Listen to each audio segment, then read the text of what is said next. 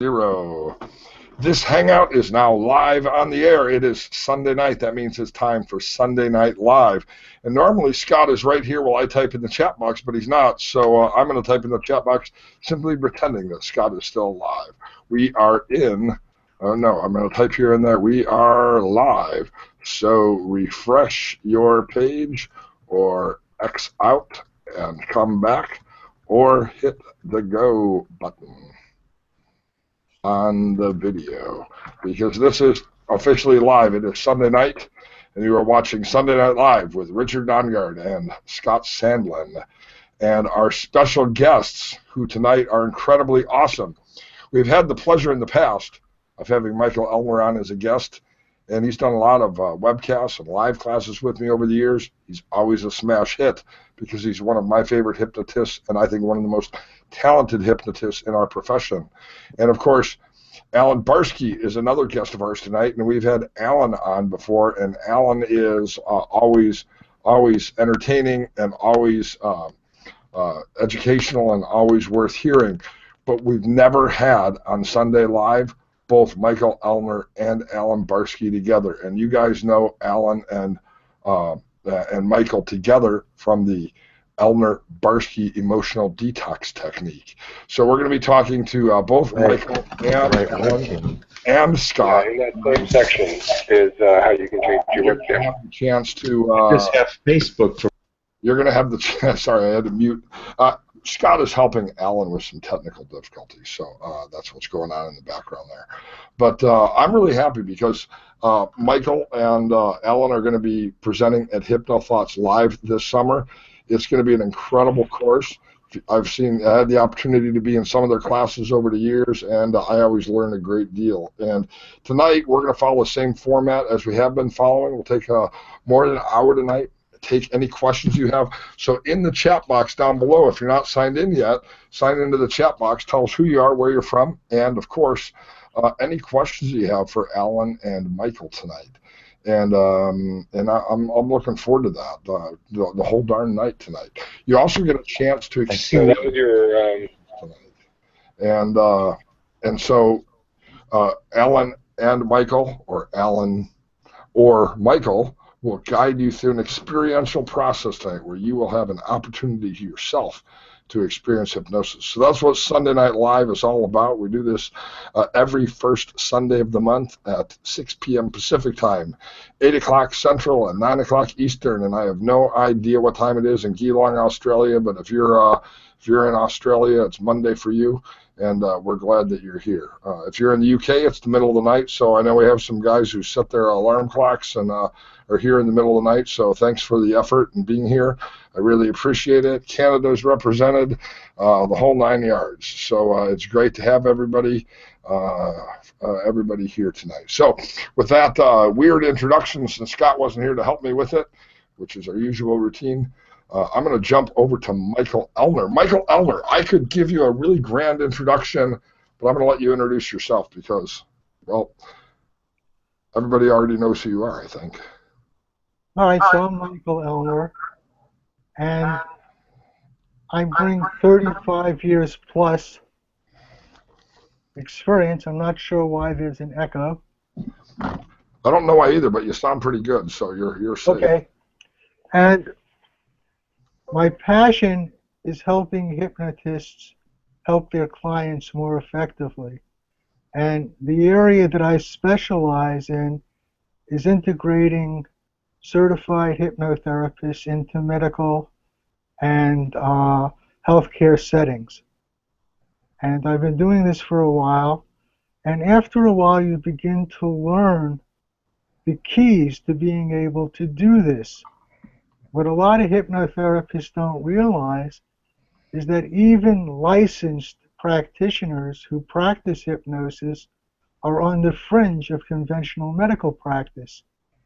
And we certified hypnotists who are not licensed professionals are on a fringe of that fringe. And my goal over the last 25 years was to find creative ways to move into medical and healthcare settings, and I've been successful at it. Yeah, I think that you've really opened the doors for a lot of people to do medical hypnotherapy. And I think one of the reasons why is not only do you have sound clinical judgment, but you also have been real clear to function within a scope of practice. So if I want to do medical hypnotherapy, Michael, what what does that look like? What does a medical hypnotherapist look like? Are they wearing a lab coat and treating disease, or what is it that a medical hypnotherapist is doing? What does that kind of look like? Because I know that you've been at the forefront of really helping to define the scope of practice so that we can practice alongside medical practitioners rather than instead of medical practitioners. That's very true, Richard. And one of the things is that it's really helpful to offer our services as support professionals so that it's very clear that we're not acting as if we were medical professionals. We're a supplement to medical and health care.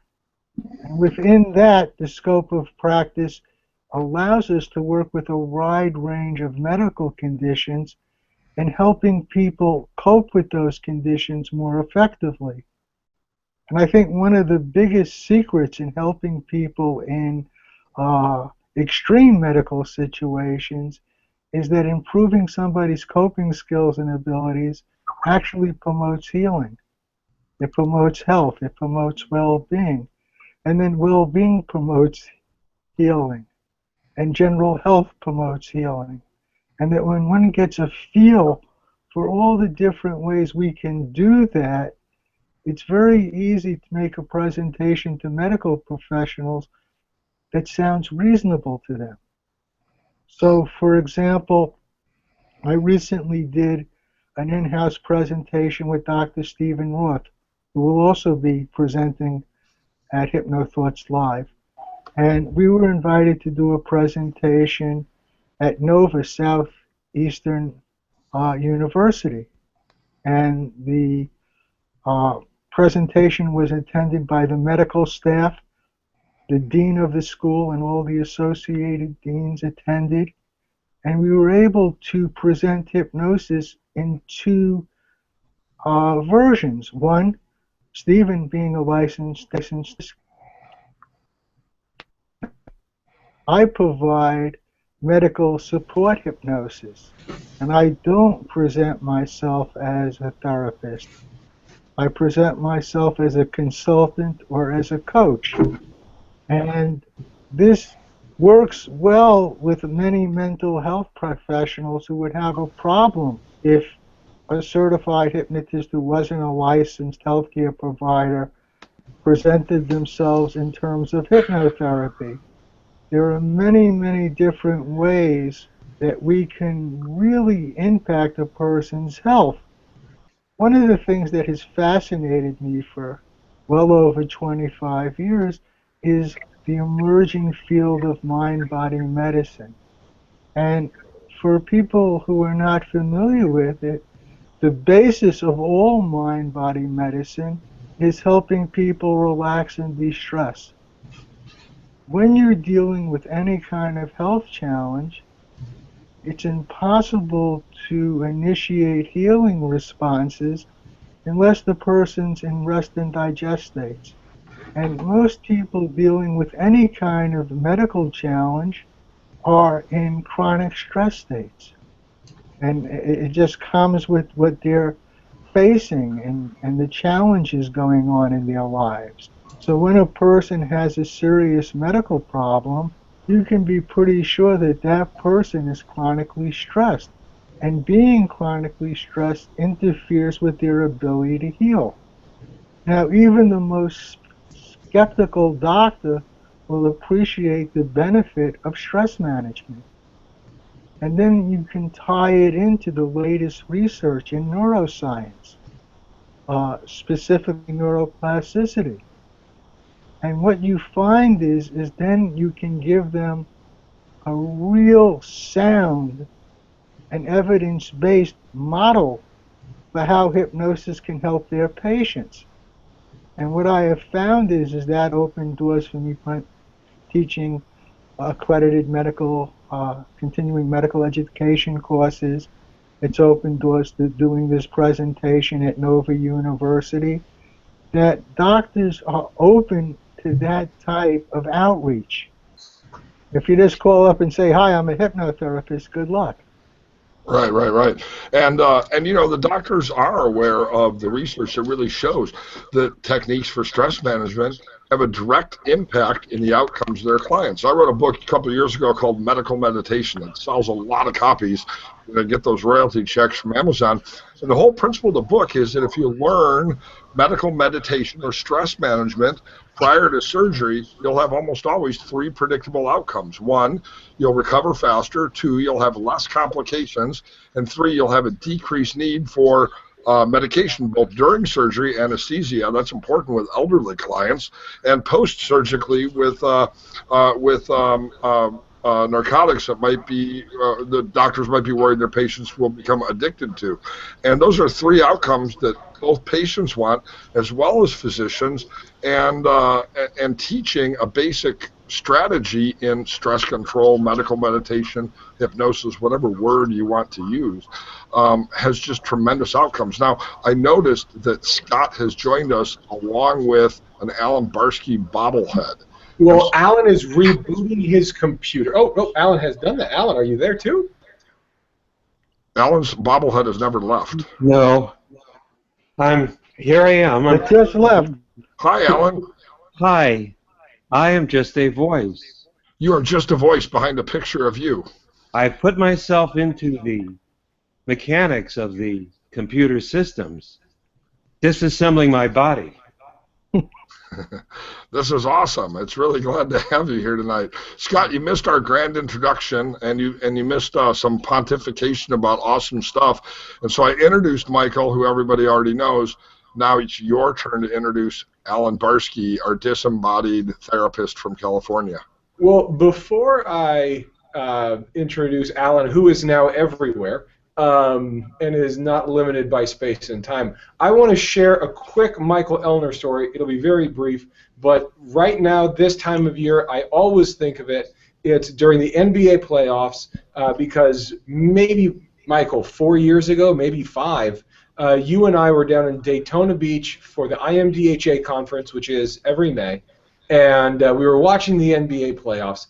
And it was an exciting basketball game. And, you know, there was, I don't know, maybe 15 of us there. But you and I got really into it. We were having fun. I mean, Michael and I were jumping up and down. It was this close game. It was in overtime. We were shoving each other. We were having so much fun.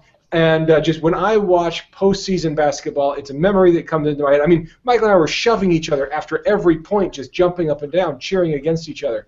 And it was just awesome. And to me, that's one of the most fun things about this profession, is that we do have the ability to have this sense of just intimate friendship with mentors and peers and colleagues, and get together and do stuff like that. And I think calls like this and things like this help facilitate those relationships throughout the year. But Michael, I just want to say hello to you. Yes, you know, I find that as much as I am a fan of the NBA, and particularly of playoff time, it's much more enjoyable when you're sharing it with somebody, especially if they're rooting for the other team. Yeah, it was you and I going against each other there. It adds a level of excitement. And I was thinking of you recently with Kobe's retirement, which I thought your son stayed up to watch it, which I thought was really, really cool. Yeah, my son got to be part of the Kobe Bryant era. And it was a spectacular way to say goodbye. What an amazing performance. Yeah, the guy's the real deal. But you and I can talk basketball all night. But before we do that, we need to... Wait, I can talk basketball. I watched last night 5 minutes of a San Antonio Spurs and Oklahoma City something on TV last night for 5 minutes. So I finally don't feel like a dork, because I can be included in a basketball conversation, because I know that those two teams, the Thunder, Oklahoma City Thunder, that's what they're called. That is what they're called. San Antonio Spurs, and San Antonio Spurs killed them. So that's all I know about sports. That was my 5 minutes of sports for the next year. So now let's introduce, last and far from least, is Alan Barsky. Alan one of my favorite hypnotists to sit in on his lectures, one of my favorite hypnotists to sit around and just chat with, because he's one of the first hypnotists I realized was having a lot of fun. And that's true. I mean, there were all these hypnotists that were helping people, but early in my career, I saw Alan Barsky give a lecture on working with adolescents, and he was talking about having them like throw like balls of trash in a trash can like a basketball, and he was just talking about having fun with people, and I could see with all sincerity Alan has fun with his clients, and it really inspired me to have fun in this profession, something that Michael has really exploited in me since then. But Alan is one of the most fun, articulate, we don't need his face because we've got his voice and his words. Alan, how are you this evening? I'm just fine. I'm just fine. I'm happy to be here. And it's true, I love this profession. I really love the profession. I love the way the human story manifests in so many different people, and I particularly love the way that we can truly help them. People come in confused and disoriented and unsure, and they leave either crying or happy. And each of those is really a good path toward what they need to do. So I think what you're talking about is the basketballs, because I also used to be a high school teacher in juvenile hall, which is a high school jail. Yeah. And, yeah, people would say, oh, you work with at-risk teenagers. And I'd say, no, there's no more risk involved. They're in jail. Yeah. And then they'd say, oh, then, Helen, I'm sure you'll be able to work with these guys and stop them from a lifetime of crime. And after a couple months working there, I realized, oh, no, that when my student finally goes out to rob a bank, and someday he will go out to rob a bank, all I can hope for is that when he presents the teller with a note, it will be with proper grammar and correct spelling. There you go. But I did get to test out a couple of things working with Michael, the quantum focusing. A lot of the kids, because they were addicted to heavy drugs, meth is really popular in particular, wanted, they found out on the internet that I was a hypnotherapist, and they told me under no circumstances was I allowed to use any hypnosis of any kind on this job under threat of dismissing me.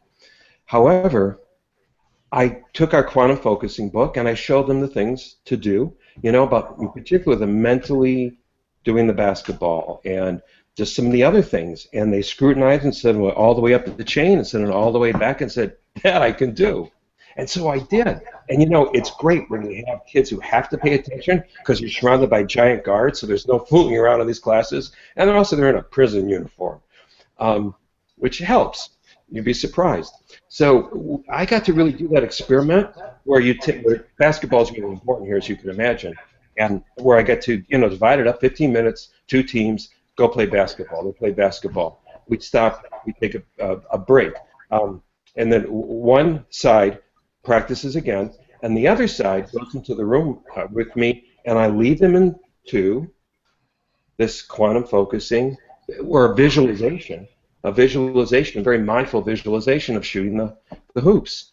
Then we go back out and we play. And every single case, those who did the visualization of shooting perfectly scored better. So there. There you go. And while you were, I put up an image of blackness to represent Alan Barsky. So we had a big giant black screen when we were talking. Okay, I think Usually pacing in your garden, telling that story. So anyway, every Sunday night we get together to talk about hypnosis, to experience hypnosis, and one of the cool things that's coming up is Hypno Thoughts Live. So if you've never heard of that, that's the biggest, best, and baddest hypnosis convention coming up in October. And the cool thing is, Alan and Michael. Wrong.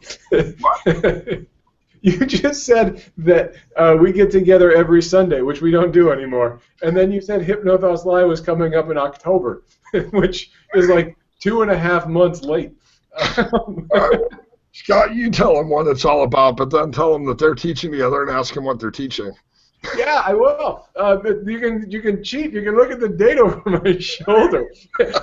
The first Sunday of every month we get together live, and we're doing a longer thing now. Instead of just doing an interview with one person for 45 minutes, we're doing something closer to an hour and a half with two hypnotists. We think it's a lot more fun to have more of a roundtable discussion, especially when we get two people that can riff off each other like Alan and Michael, and they are going to be at HypnoThoughts Live, which is in August, as you can see right there, August 26th and 28th. But it's better than just that, because if you click on this button, you can see Michael and Alan's post-conference class. It's a specialty certification on medical support hypnosis.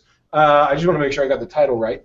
And what Michael was just talking about, that whole idea of being the fringe of the fringe, Alan's story represents that perfectly. We've got people in juvenile hall, right? You know, that's jail for kids. And they're saying, look, we understand that these are drug-addicted felons, but please don't screw them up with hypnosis, right? And so we have to, like, what are we going to get wrong? You know, like, we're already in jail.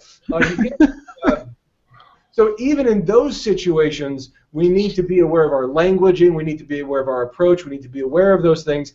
And Michael and Alan have, you know, done that work for a lot of their career and have been very inspirational to me in my career doing some of the similar stuff. So that's their topic that they're going to be talking about as a post-conference course. And if you go to htlive.net, you can sign up for it, and I strongly recommend that you do, because I love studying and training with both of them, and you get a chance to train with both of them for a super cheap price that weekend only.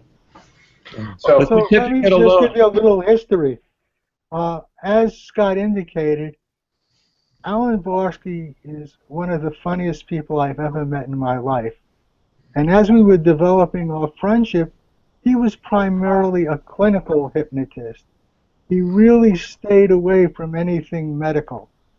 In fact, he made it a point, and I encouraged him to move into that arena, to start offering services as a medical hypnotist.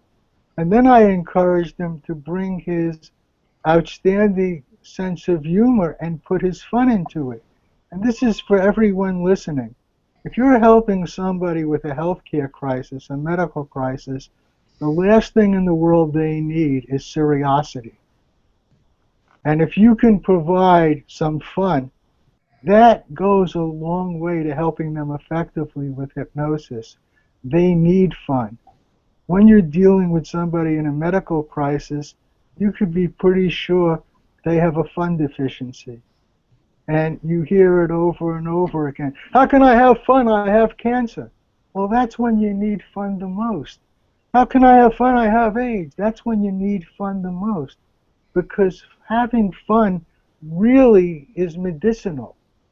It promotes healing. People who feel better heal better.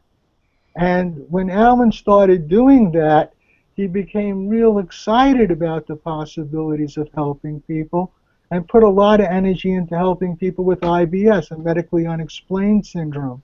Yes. And I assure you, they appreciate a hypnotist taking a lighthearted approach to their serious challenges. Yes. And one of the things we're going to do at our workshop is really help people take a lighthearted approach and feel comfortable with having fun in a session. So let me ask Alan a direct question that kind of follows up on what you're talking about there, Michael. Alan, how do you have a lighthearted approach about cancer or IBS or any of these things without completely disrespecting the client and breaking rapport? Oh, well, with IBS, they know the situation that they're in. And you know, we talk about how difficult it is for them to live or just to exist or just to do things. And talking about how when they get invited to a party, they have to check out how many bathrooms are in the place. It's because they can't go to a party if there's only one bathroom in the person's house. Because and they know this, and they know what I'm talking about, because what will happen is they need two bathrooms. So if they go to a bathroom, sometimes they don't know if they're going to be stuck there for half an hour. And what happens is there's one bathroom, people are banging, banging, banging on the door. When are you going to be out? Creating tremendous stress for them. So I would just I just review with them how they have to live before they go on a date or before they go to a party. They have to check out how many bathrooms there are. If they go on a drive that's more than so long, they can't stop at a gas station because, again, they'll plug up that bathroom not really knowing if they're going to go or not go. But they usually, that interplay, it tends to, well, the way we do it tends to make them laugh a little bit because it's so difficult, because it's just a silly thing about what they have to do. It doesn't sound like it's very funny, but somehow it works when they get that you really want to help them and that you can help them, and they can lighten up about their situation. You know, Scott, that's a real important question, and I'll add something to it. I find that it's very easy if I simply tell the client I'm going to intentionally take a lighthearted approach, because in my experience that's the most effective way to help you. And there's no discounting the seriousness of their problem. It's that in my experience, and I'm the expert that they're seeking, that the most effective way to help them is to take a lighthearted approach. People are more effective in whatever they're doing if they're having fun. And So that applies. Yes. So I don't think I've ever had a client feel that they were being disrespected or that their problems were being discounted. They actually appreciated it. Yeah. Yeah, and they get to talk. Nobody else really talks to them about these things. Sometimes I'll say the 7 or 8 words, you know, that people won't say, which I probably shouldn't say on the thing, but all are related to poop-type words. And it's really hard not to say that without laughing at some point. It's kind of like the way Blue Man Group ends their show in Las Vegas. When you go to Hypnothoughts Live, if you've never seen Blue Man Group go, they end with 500 euphemisms for butt. And everybody has a whole lot of fun because everybody loves those bathroom words. Yes, yes. All right, so every first Sunday of the month we get together to talk about all things hypnosis. One of the things that Scott and I have also done is we come up with a speed round where we ask our guests powerful, important questions and give them 1 minute to answer. So we're going to go into our speed round, and we're going to ask a quick question, and you guys only get 1 minute to answer, okay? So since we're talking about fun, I'm going to start with the first question, which is, tell us your best joke. Wow. Well, I had a client who was in a wheelchair, was paralyzed from the waist down, and I had helped him with chronic pain. And he came back to see me, and he was really serious, and I asked him, well, what's going on? And he said, well, my wife is giving me a lot of attention, and I'm really pushing her away because I doubt my sexual abilities. And I said, that reminds me of a joke. There's a guy at a hula house. He has no arms, no legs. There's a knock on the door. The pimp comes out, looks at him, and says, what the hell do you want? And the guy says, I knocked, didn't I? Well, the joke amused him. And the next time I saw him, he was rather happy and smiling and giggling. And he wheeled himself into my office and he said, I knocked. There you go. A perfect example, by the way, of a joke that would be inappropriate to tell in a number of different situations that used in a therapeutic context with somebody who would see the humorous side of it, can certainly have an impact. Alan Barsky, what's your joke? No. I can you hear me, by the way? Yeah, we can hear you. We can feel your spirit all around us. I really don't. I can't. I don't have a joke, but how I lead somebody in, and how I often take them on a walk in the garden, and I lighten everything up. I tell little stories about what's going on. I tell the stories about how we keep the raccoons out of the pond. I tell the story of how our tree, which is 400-foot tall red tree, how it's split into two and it's got a flaw, and how you have to embrace your flaw. I embed everything in everything I do in a lighthearted manner. I don't have to tell a specific joke. I have them laughing over little things, little steps. I work in a barn. I have to have them step up and down little steps. No, I get them laughing about different things in a kind-hearted way throughout the entire thing. So they get a whole process. I don't think I ever break it down. Well, I'm sure I do into a specific joke. I have this whole process and a whole reframe that puts them in another world that allows them to just let go. Sometimes I'll have them stand on one side of the bridge and I'll yank them, we'll fight back and forth, and they'll be laughing through things like that. So, Sure. Time. Yeah, That's your 1 minute. This is my 1 minute. Sorry. We're in the speed round here. All right, Scott, you got a question for him? Oh, I thought I had to come up with a joke too. No. Okay, let's hear Scott's joke. Let's hear Scott's joke. I'm going to tell you my nephew. Well, when my nephew was 10, this was his favorite joke. Why did the toilet paper roll down the hill? To get to the bottom. He likes that joke a lot. See? Thanks. Yeah, there's levels. Almost an The thinking Amazon man's joke. We can use that in the IBS world. Yeah, exactly. That's where my mind had been since you started talking about it. And Ray in the chat room even tossed one out that would be good dealing with a man with impotency. So there's a lot of humor even in some esoteric subjects. All right, quick question. Speed round here. What is we got 1 minute to answer. What's the Barsky-Elner emotional detox, and why is it so widely used by people? Effective. The Elner-Barsky detox is our utilization of a technique called collapsing anchors, and we took the skeleton of the technique from NLP, and then we created our own rationale for it. So what we do is we utilize it in a wide range of ways to take the emotional charge associated with things that are bothering people, or frightening people, or contributing to pain. And it's very, very effective, but I think the reason it's so popular is it's so easy to utilize. Now, can you guide us through it? Not right now, but can you guide us through that process online here in a minute or so? I could. Yeah, Michael. I'd be happy to. Have you guys do that. That's like a bonus hypnosis session. We'll do one at the end, but we'll do one here in just a minute or so. Yeah, I can tell you something else. No, it's effective for a number of reasons. Because number one, without giving up any secrets of what's going to happen, you can see yourself in your most effective place. You get that clear vision of where you're headed. And, right. You know, as you act as if you're already succeeding, that works in so many ways. Weight loss, Scott. It's a great way for them to see themselves at the right weight. So that's part of it. Also, there's a place where you shake things out. I have them stand up. I turn the other way around. I make them get out of the chair and actually shake stuff out of them. So you've got physicality connected to it. There's getting up, there's getting down, there's going back and forth. And you let them know that their brain is going to change. It gives them the belief system that change is possible. And, of course, change is possible. Awesome. And the format we use for the detox is very, very flexible, and the way anything that I present during our workshop, it's presented as a recipe. And we view the people who attend our workshop as chefs.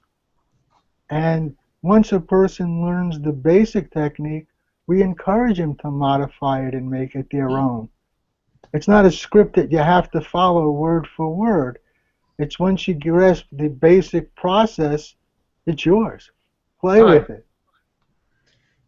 My lightning round question to each of you is, what's your favorite kind of client to work with? You can have it be about the person or the issue you pick. What's your favorite kind of client? I love clients that are described as difficult. And I love them because I discovered a long time ago that helping a client is as easy or as difficult as I expect it to be. And there's a great deal of pleasure and satisfaction in helping people who have a great difficulty being helped. So it doesn't matter what the issue is, you find clients that just have issues about being helped. Usually it's learned helplessness or hopelessness. And once you address that, you find they're very responsive and they have very positive outcomes. Often it's blamed on resistance. I haven't met a resistant client in all my practice. Great answer. Alan, your favorite type of client? Oh, anxiety. Anxiety, you know, standard anxiety. and somebody maybe who's working for a special effects company and is moving up in position, and now because we're in California, so they're about to become first cameraman on a set of Captain America, for example, and it's true. And so now that they're leaving the camera position, they suddenly have to talk to people outside of their specific group of people. Now they're talking to the suits. So they get together, they talk to the suits, and then I see the movie come out 4 or 5 months later. So I think I still enjoy that kind of thing. But more than that, there are people who move up from one position into another position. My very last client, public speaking, and she moved up. She's going to be head of this major hospital now. And she was scared of that. And then they did that, and then they get to do their job, and they're really good at their jobs. And I think we help people get to the job that they're really good at. Without us, they wouldn't have been able to do that. This little tiny thing would have kept them away. God, you did that. You did that in 58 seconds. That was perfect. That was pretty good. Before we go any further, I'm excited. We hear about things during as we interview some people, but it's really nice to actually do something. So will you guys guide us through the Barsky-Elner emotional detox technique? Because it's always one of my favorite things to follow along with whenever I'm with either one of you or both of you. Alan and I consider ourselves the Beatles of medical hypnosis. And if you remember, the Beatles had a special publishing relationship. There's only 2 left alive, that's why. There was a publishing relationship. It was always Lennon and McCartney. In this case, it's Elmer Barsky. There you go. Don't screw it up. But no, actually, when Alan does it, I encourage him to do Barsky-Elmer. I'm very open about that. But the technique is designed to be demonstrationable, so it's actually a pleasure to demonstrate it here. I did an in-house training on Thursday of this week for the nursing staff at Nova University, and they hired me as a consultant to teach a stress management course.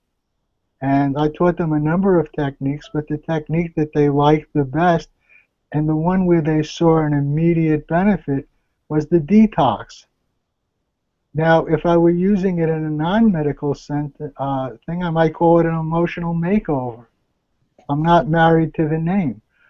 But in healthcare settings and medical settings, the emotional detox is fitting. So I'll guide you through it. And this is the simplest version of it. And I'm using the simplest version because I don't know what people are going to go to.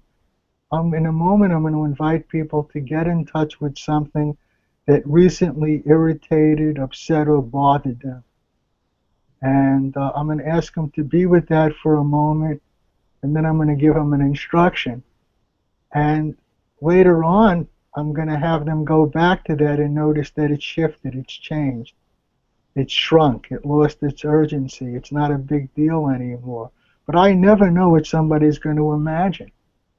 So in doing the demonstration, I follow something that a late friend, Don Do Good and Make Money Rice, used to teach, keep it super simple.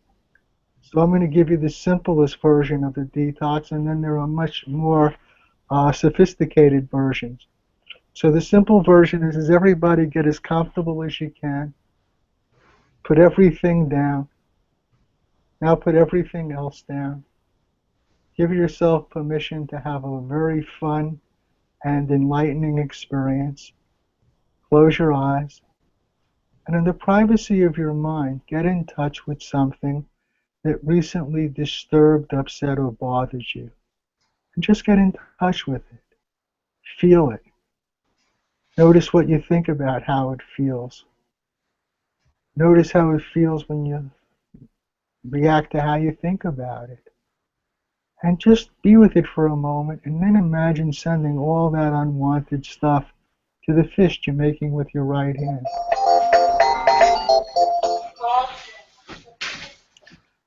So get in touch with something that was recently upsetting, disturbing, or bothersome. Feel it. Notice what you think about how it feels. Notice how you feel about what you think, and send all that unwanted junk to the fist you've made with your right hand. And then you take a couple of minutes, because you don't know how long it's going to take them to send the stuff to the fist. Okay, and now open your fist and relax your hands. Open and close your eyes. Take a gentle, easy breath. And now let's go to some things that are pleasurable and satisfying. So in the privacy of your mind, please experience yourself as I describe you. You're having a terrific hair day. Your eyes are sparkling with happiness. Maybe it's confidence. You can feel a smile on your face. You look great. You feel great. Life is on your side. Imagine your heart is happy. Your mind is peaceful and easy. Your spirit's playful. What a wonderful way to feel. And send all those wonderful feelings to the fist you're making with your left hand. Happy heart, peaceful mind, playful spirit. Remember the last time you laughed out loud. Remember how good it feels to feel loved and appreciated. How good you feel when you feel confident, safe, and secure. And send all those wonderful feelings to your left hand fist. Give people a chance to do that. These are very special, so imagine your unconscious mind is making a copy for safekeeping. So you're sending all these wonderful feelings to your left hand's fist. Open the fist, relax your hand. Open and close your eyes. Open and close your eyes one more time. Take a gentle, easy breath. Now I'm going to count to 3. And at the count of 3, I'm going to ask you to make a fist with both hands at the same time. I'm going to count to 3. And at the count of 3, please make a fist with both hands at the same time. Ready? 1, 2, 2.5, 3. And just sit with it for a few minutes. Now people experience shift differently. We know that shift happens, but people experience it differently. Some people experience it in their solar plexus. Some people experience it in their chest. Some people experience their throat opening up. Some people notice their jaw is relaxing. And many people just experience a generalized sense of shift. So I don't know how people are going to experience the shift, but I predict most people on this call will have a shift. So, and I don't know why you're doing that.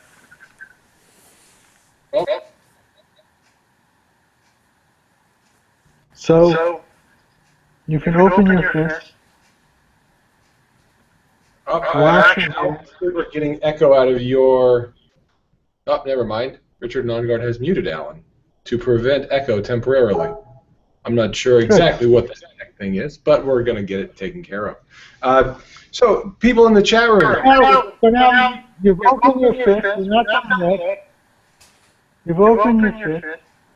You relax your hands. You take a gentle, easy breath and open your eyes. And now try as hard as you can to get back in touch with it. Whatever it was that was disturbing you. So go ahead, people in the chat room, and feel free to type if you notice any changes or what changes you notice. And feel free to share those so people can be more aware and we can have a more in-depth conversation about exactly that kind of stuff. You know, I've seen Michael and Alan each do this many, many times over the years, and I still do it, you know? I mean, when he said get started, I got started. You know, when he said put everything down, I put everything down. It's one of those things that I really enjoy, and I remember one of the first times I watched Michael demonstrate this was at Pain Week, which is, you know, what is it, the National Society of Pain Educators, something like that. Michael was giving a lecture.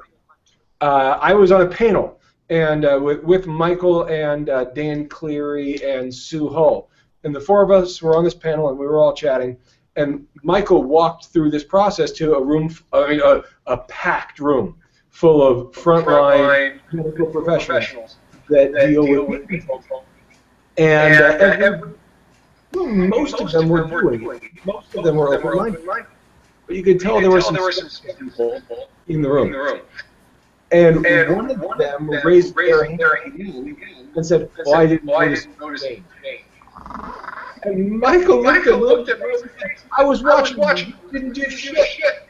And the guy kind of got nervous. And Michael said, do it. And the guy said, no, but that's and Michael said, no, really is not doing something and then deciding it doesn't work when you had an opportunity to do it for free.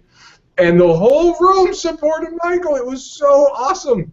Like, Michael just told the guy, like, look, and the guy said, this is unscientific, and Michael said, not testing something is unscientific. And it was so cool. And so I just loved watching Michael in a casual, in a comfortable but confrontational way, just called the guy out and said, look, you're not doing what we all agreed we were going to do. And it's just one of the things I love about Michael is, and he got invited back the following year to give more talks. So it was really well received. He did that. All right, every time you Alan, incredible echo, like unusual almost echo. Oh, I've got echo? No, yeah, back to your microphone, your internal. So the answer here, Alan, is to keep your microphone muted unless you're talking. So unmute yourself when you want to talk, and keep yourself muted when you're not talking. Or go into that little gear section and make sure that your boom mic isn't selected. It might have just somehow switched back, because your internal mic and your internal speakers will be fine with each other, but an external mic sometimes creates problems. You know, I remember that that situation you described. Nope, Alex. It's as if Alan is trying to do something.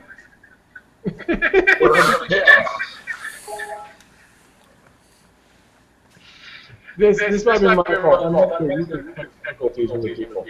I don't know if anybody saw years or just what my The whole thing is really weird right now. Hello? So Hello? Hello? Hi.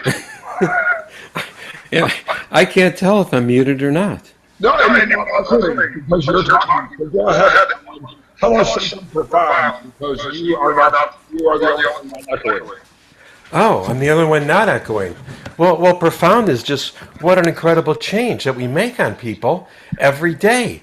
People who learn to let go of their anxiety and find out who their real selves are and go forth and get done what they get done.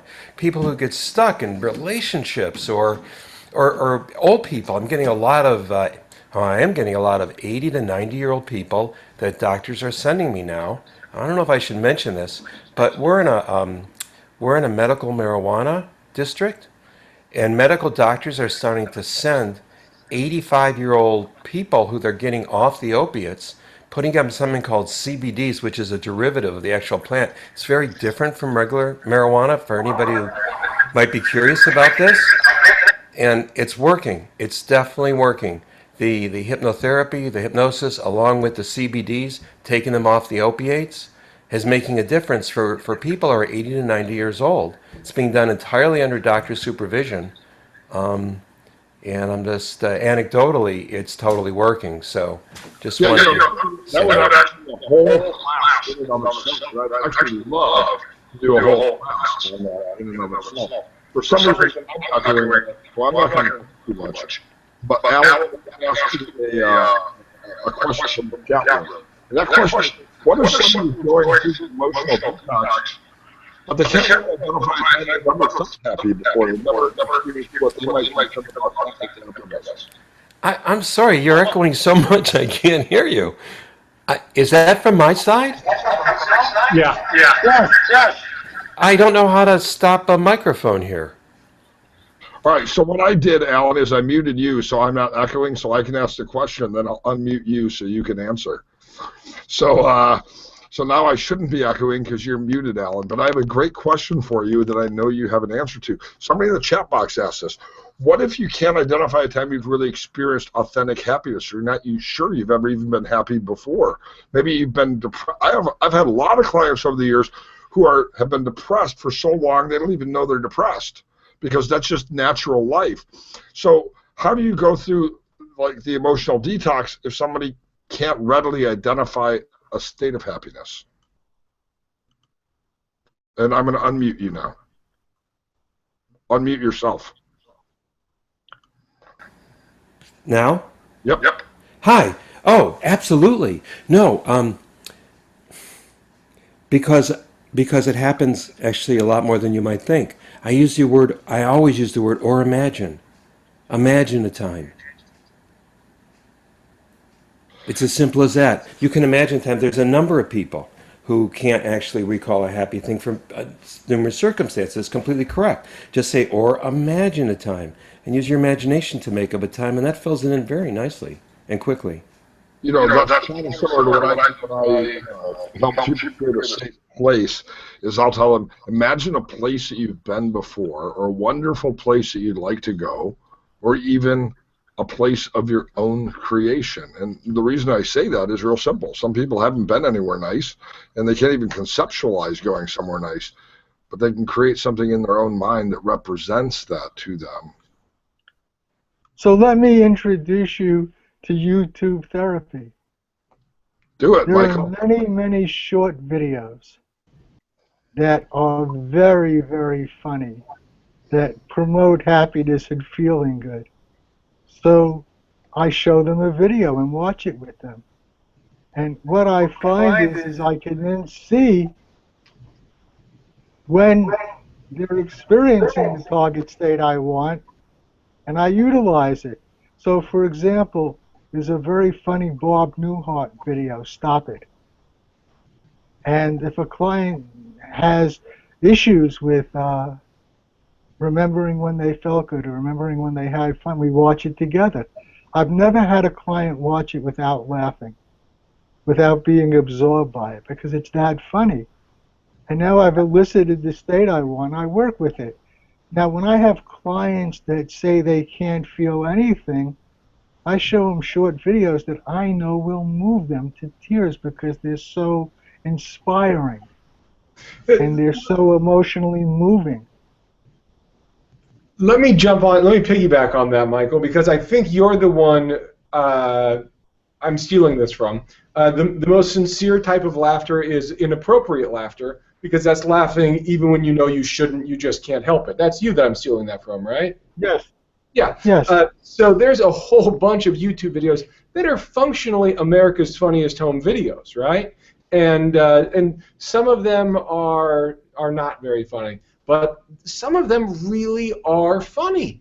And an easy thing is watching a baby laugh. Okay, watching a baby laugh fills you with the warm and fuzzies and all that. But watching, drunk people be idiots and fall down sometimes is the thing, depending on the client. Again, just like the words we might use or the jokes we might say, we got to pick our audiences. But sometimes you want to have them watch a baby laughing, and that makes them laugh and feel good. Sometimes you want to, see some, drunk idiot, mildly hurt themselves, and that's the shock value laughter. And getting just something out of them with, we all have one of these now, and this is a portable movie player that we can give them, a list of videos you want them to watch, or even a free game that you want them to play. And I had a client who wanted to stop smoking, and he needed to put, a silly little game on his phone just to give him something to do.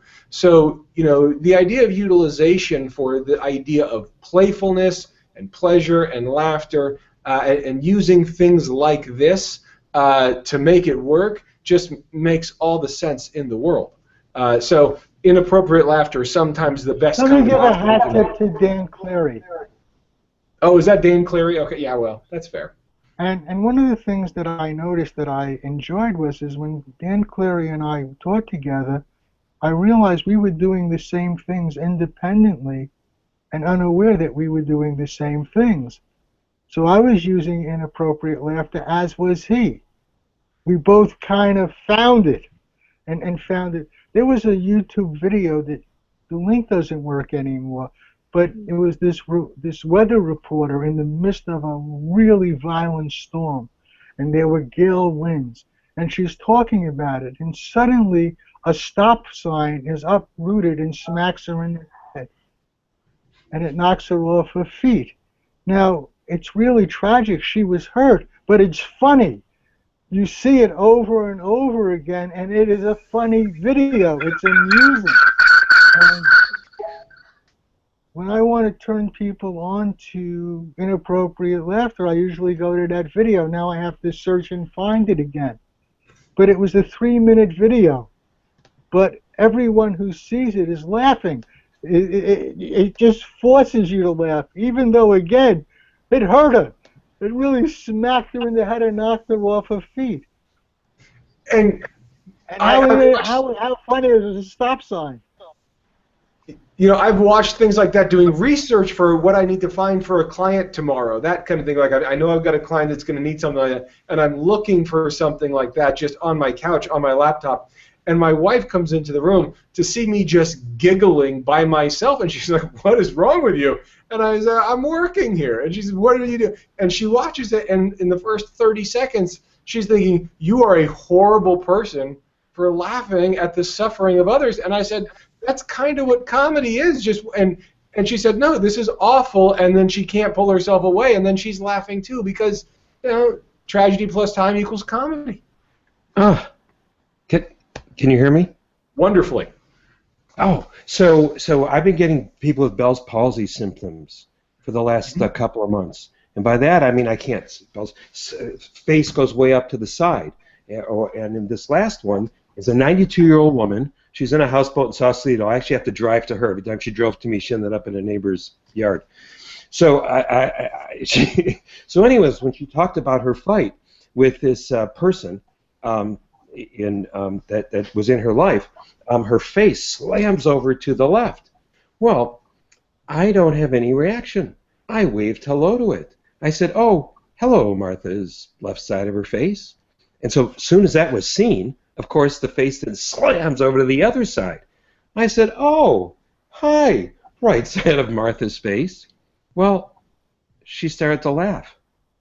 As soon as she started to laugh, you can't laugh and have Bell's palsy at the same time. Boom. And she got out of it.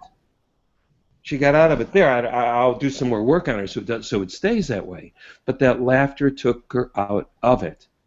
The previous therapist had sent her a note and said, "I can no longer work with you. I can't help you." That was how that therapist handled this woman before she got to me. And all we did was get her to laugh. Well, one of the things I think that people who aspire to be medical hypnotists will discover, we're often the last resort. And by the time people reach us, they have been disappointed over and over again. So a typical chronic pain client might have been living with chronic pain for 2 to 6 years before they find their way to you. Yeah. They've been to several doctors, they've been to chiropractors, they've been to acupuncturists, physical therapy, massage therapy, and they didn't get the relief they hoped for. Sometimes they get temporary relief, but they didn't get enough relief to lead a life. And one of the first things you notice is they have learned helplessness. They're going through the motions, but they really don't expect that you can help them. And it's amazing how easy it is to help them as soon as you give them a reason to believe that you can. And this is a basic hypnotic practice. In our pre-talks, the key to an effective outcome is giving the client a reason to believe, and then they're exciting their imagination on the benefits and advantages of reaching and maintaining their goals. So it all comes down, and that's one of the things that Alan and I think is unique about our workshop, is that we believe everyone who attends who's a certified hypnotist has the basic skills to go out and work in medical and hospital settings, healthcare settings, and that it's a matter of simply learning how to apply it.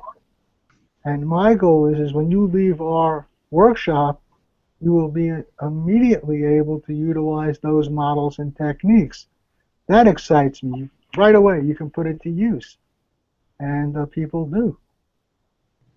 You know, getting stuff that's practical is so useful, and the stuff that you guys have set up right now is just so user friendly and approachable that it really does lend itself to go to a couple of day workshop and use it on Monday. That kind of thing is possible with the work you guys do. The wording we put in the wording that works that doctors want to hear. Wait, say that again? The wording. We developed the wording that a doctor connects with. You yourself talked about this in some of the things you've done. The words that a doctor connects with. What are the words a doctor wants to hear from you? So when you do speak with your doctor, he appreciates what you have to say. So, there's a question in the chat room that basically comes down to the last sentence by Heather that says, how can we expect to be anything but a last resort? Oh, I tell people when they call me, I say, oh, they say, oh, I said, how do you reach me? Oh, I've tried everything else, and they list the doctors I've gone to. I say, oh, so that means that then you went looked up which doctor in the yellow pages. There was no listing. That's when you came to the hypnotherapist.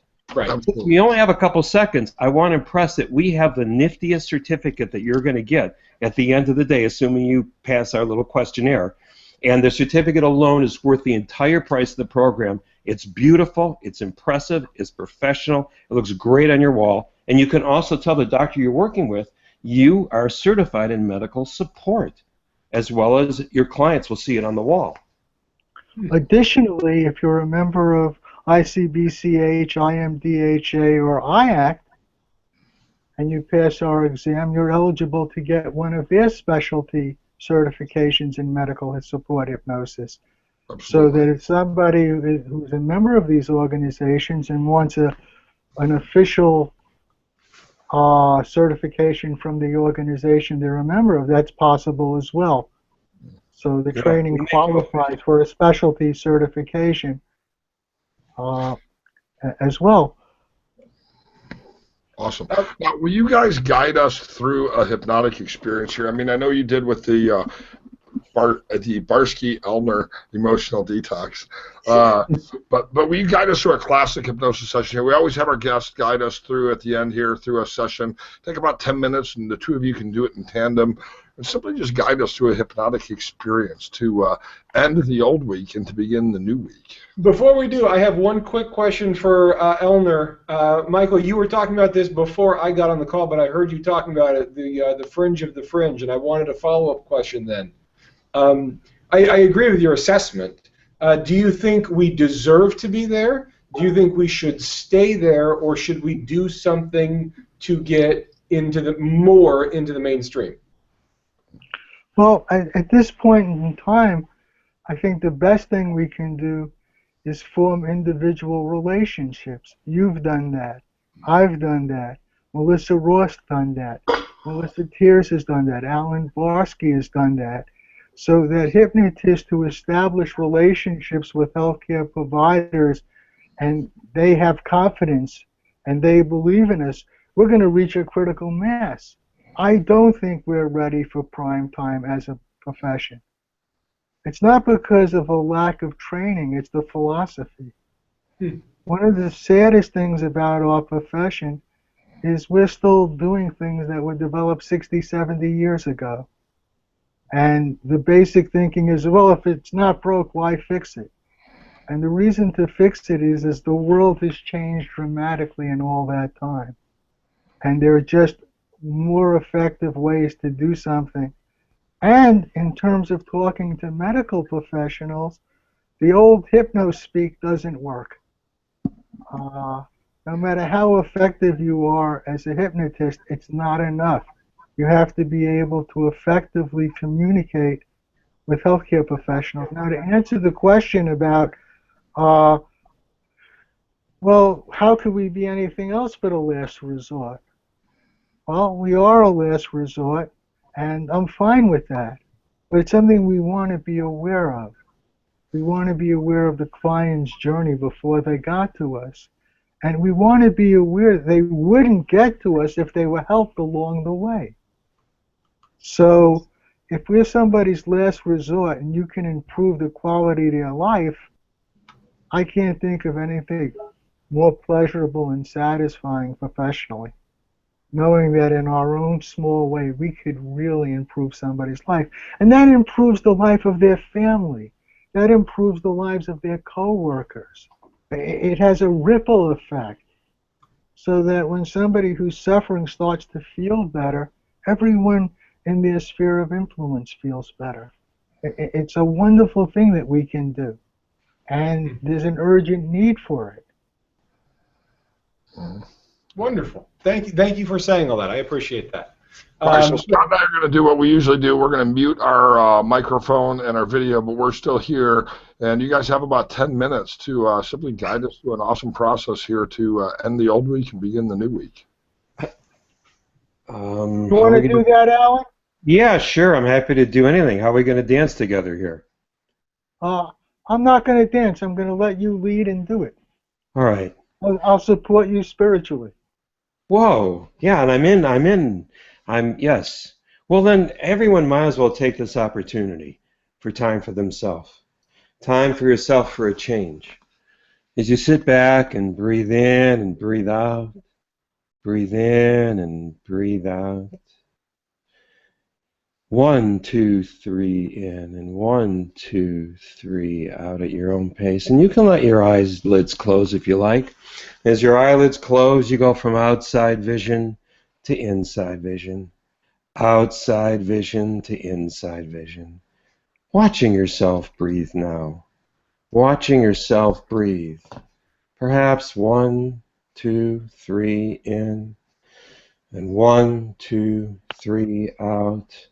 Now noticing, as you breathe in, there's that moment in time between breaths, and as you breathe out, there's that moment in time between breaths. And so breathing in and that moment in time between breaths, noticing it, giving it a second or two. And the moment in time between breaths as you breathe out, giving it a second or two. The 4 steps to breathing. Knowing when you breathe out more than you breathe in, you relax. You relax and you feel in control. You feel in control because as you breathe, you're in control of yourself. No matter what's happening out there, you can always be in control of yourself through breath. Imagine occupying all the space within your body, from the bottom of your feet to the top of your head, every atom in your body dancing in total harmony. As perhaps you say to yourself, I breathe with a happy heart, a peaceful mind, and a playful spirit. I breathe with a happy heart. That means a happy heart. Open up your heart to yourself. Give yourself permission now to truly love yourself in a deep way. I breathe with a happy heart and peaceful mind. There's a part of your mind that's always peaceful, welcoming you to join it. And playful spirit. From now on, you've got a great playful spirit. Send it out now to solve and create things. Send your playful spirit out to creatively solve problems for you, or all kinds of new ways for you to do things in a special way. So repeating to yourself, I breathe with a happy heart, a peaceful mind, and a playful spirit. Repeating it to yourself for about half a minute, however you do so today.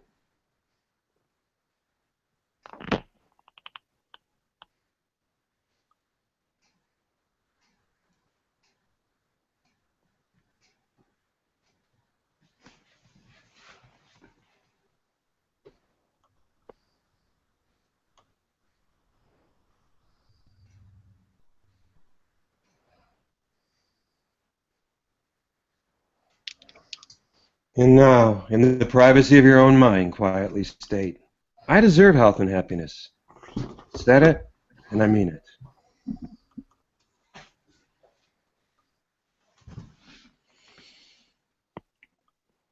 Okay, coming back now.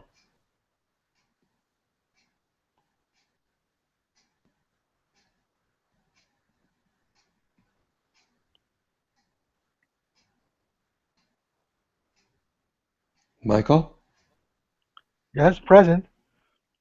Okay. Is there anything you'd like to add or put in here? Or That was well done. And as everybody returns to everyday time and space, one of the things that I discovered running support groups for people with AIDS and cancer is that this standard way of teaching mindfulness often was troublesome for these people for a number of reasons. And that was they were taught mindfulness as a form of meditation. And what we do and what we're going to teach is a very active form of mindfulness and a form of hypno-mindfulness. And one of the interesting things about hypno-mindfulness is you could guide someone through any kind of hypnotic process, and then the last instruction they have is that they're relaxed, alert, and they're in the moment, and they're putting their attention on whatever their next activity is. And that's the essence of being mindful, being relaxed, alert, and in the moment, and paying attention to what you're doing. And so that this is a skill that everyone can easily apply. You know how to help people relax. You know how to help clients focus their attention. And that simple instruction, you're relaxed, you're alert, you're in the moment, and you're putting your full attention on your next activity, actually is a very, very powerful form of practicing mindfulness. So you have a technique right off the bat. Wonderful. Awesome. I unmuted myself, so my lips aren't just moving. You guys have been great. It's always a pleasure to have Michael Elner and Alan Barsky. I did the order correct that time. Scott, I want to thank everybody for participating tonight. It's been great having everybody. Thanks for dealing with our echo and our tech issues. But we'll look forward to seeing you same time, same channel next month. By the way, we've been proactive here, and we've lined up some awesome people for next month. So we got Kelly Woods and Roger Moore. It's going to be fun. Yeah.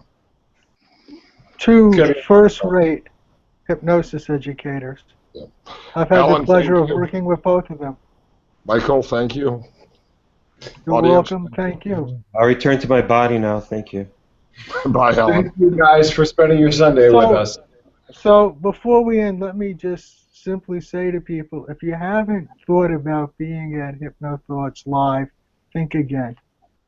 This is a very, very special conference, and socially, it is really, really special and enjoyable. And some of the most fantastic learning takes place between classes, after classes, during meals, when we go out off campus and hang out. That's really sometimes where some of the greatest learning takes place. So see you at HypnoThoughts Live. Good night. Bye. Thanks. Pleasant dreams.